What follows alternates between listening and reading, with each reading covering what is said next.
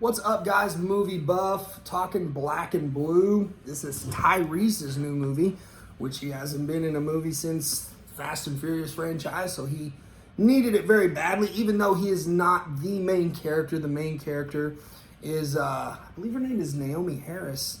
So we start this movie off, and she's just running. She's doing a little morning run. You've got these, cops that pull up, and basically they're harassing her because she fits the bill of a suspect that they're looking for. But overall, and immediately out of the gate, it was a very racist tone against making white people look racist against black people. Now, this is a sensitive subject, so I'm not trying to offend anybody, but I do not care for movies that put a certain category of an entire race in a little box, okay? So there's bad black people, there's bad white people, there's bad black cops, there's bad white cops, there's everything in between. So, with that being said, this movie kind of will automatically put a bad taste in your mouth, whether you're black or whether you're white. It kind of is an awkward feeling seeing what goes on in this movie. Now, the premise is decent, and from what I understand, in New Orleans, where this movie takes place, that is how it is down there. So it's black against blue. If you're black, you don't associate with cops. If you're a cop, you don't associate with blacks. Now, that was being told to me by someone who was from there, who lived there. So I got an inside take on how this movie was supposed to be filmed and supposed to be perceived by the audience. So if that is the case, they did a very well job. Still, uncomfortable for me as a white male to watch. I don't agree with prejudice, and I don't agree with prejudice against cops. I got no love for Popo at all. But there's good police out there, there's bad police out there. I've had my more experiences with not so great side of things, but I do have a lot of friends that are cops, and I have an utmost respect for what they do. But this movie automatically puts you on edge because of that. So basically, she's coming back from being out of the game, the police game, for a while. Comes back, automatically harassed. She's already kind of got a chip on her shoulder. She has this, this partner who he's white. They seem to get along great. They've known each other since school days, kind of deal. She reconnects with a few people she used to know. They're obviously on the other side of the law now. And she's just kind of in her head, she's like, what's happening? And she's getting kind of even harassed in her new job as a police officer. She's getting harassed by, the cops that are there, that are the OGs. Kind of like, you're the new girl type stuff. And, that's kind of like, we expect that kind of deal, like you're getting razzed because you're the new guy. But anyways, nobody wants to partner up with her, and she takes a late shift because she's doing it to kind of cover her partner because he's got a date night or whatever. So this guy right here, this bald guy that she's eating with, he's like, okay, so we got to go do this and whatever. She's just he's like, stay in the car. Well, automatically, she's kind of a hard head. You can kind of tell even though she's an officer, she's kind of a hard head. She's kind of almost looking for trouble because she's got this chip on her shoulder, whether it be, the race thing or just being hazed or whatever. She's automatically got this kind of like, I'm not going to do what you tell me to do. I'm going to do what I feel is right or what I think is best. And when, she gets out of the car, she's kind of like, sees this guy like basically trying to jack a car like right in front of the cop. She's like, really? Are you serious?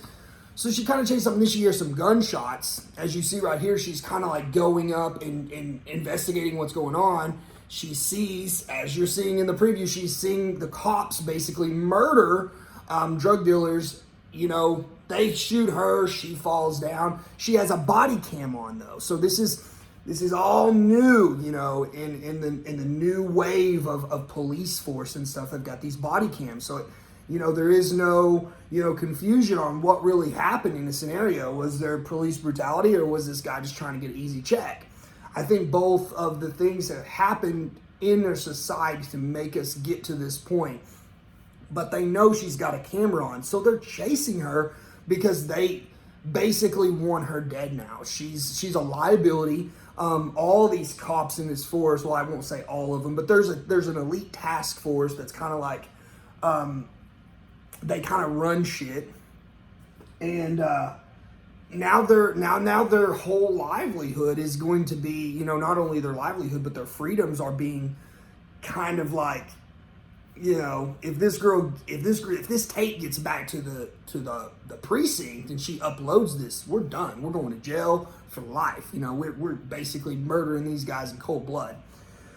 So she goes back to the only place where she really knows. Tyrese is running this little store. She used to know him from back in the day, but he doesn't really recognize her so much.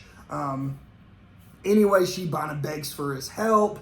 He kind of like, hey, you know, she's trying to do the right thing, da-da-da-da-da. I think there is a little bit of sexual chemistry between the two as well. That's also why he kind of puts his neck out, because other than that, gets a whole lot of trouble for not a lot of reward. It's just one of those deals where, you know, you're kind of wondering as an audience member, like, why, bro? Like, you're screwing yourself over. But, you know, it's a good message. He's trying to do the right thing. Anyways, there's this whole nother facet of the movie where there's this bad gang-related part of town where basically cops don't even go into anymore, because it's such a dangerous part of town. And, you know, the movie ultimately ends with her being, you know, trying to get the truth out, not only to the precinct, but because this huge drug kingpin, who actually is played by Luke Cage, the guy who played Luke Cage in the Marvel universe, which at first I was like, not believable at all. But you see him there in the you know, he's got the fur coat and the gold front, so he's the gold chain, you know, very, very what you would expect type of drug lord. But he actually does really well, and I was really impressed by his portrayal of this character. But he thinks, because the dirty cops are telling him, hey, this girl killed your cousin, which they basically murdered in cold blood. So he's after her on top of all the cops are after her. So she's just like, you know, that's kind of where the movie is at. No spoilers for how the movie ends or what goes down. But I will tell you, there is a lot of action. It's not a thriller. It's not a tense, like, oh shit. You know, you're kind of like, you know, she's going to get away in a sense, just because it's a movie and, you know, she's doing the right thing and the bad guys. It's kind of like a paint by numbers film. Taking the whole racist aspect out of the movie, it was decent. But that really set me against, you know, just loving the film or not loving the film. That's why I can't recommend you see it in theaters, because if you have the same reaction, you might feel cheated if you paid for a ticket, and this movie kind of automatically puts you on edge. I feel like either blacks or whites are going to have some sort of feeling like that. So this might be a wait for Redbox. Don't rush out and see it. But if you love Tyrese or you're interested in the movie by, you know, like, oh, you know, we'll see. You know, this is sold out. We'll go check out Black and Blue. It's not a waste of your money by no means. But, you know, I would probably give it like a 4 out of 10, maybe a 5. I mean, Tyrese does a decent job in acting, but there is no awards that's going to be, you know, handed out for this movie. So there you go, guys. Until next time, see you at the movies.